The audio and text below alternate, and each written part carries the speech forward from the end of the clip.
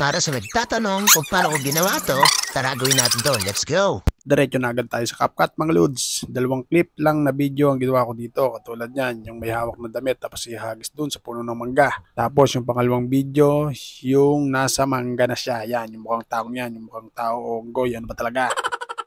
Di bale, focus muna tayo dyan sa second clip na yan.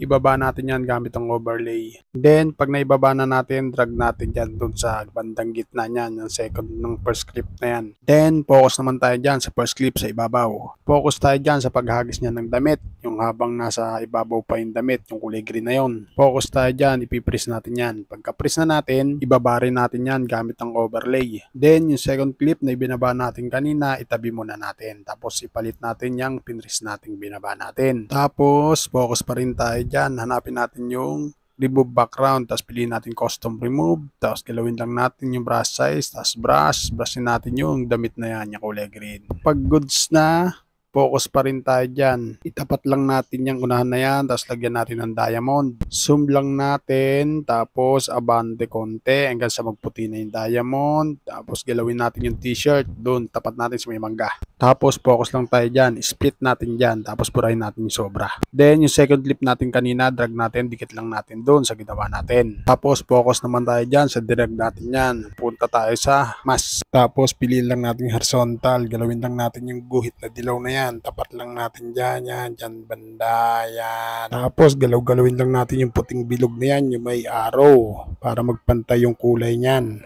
Then, check natin pag goods na. Pag all goods na, punta muna tayo dyan sa dulo niyan.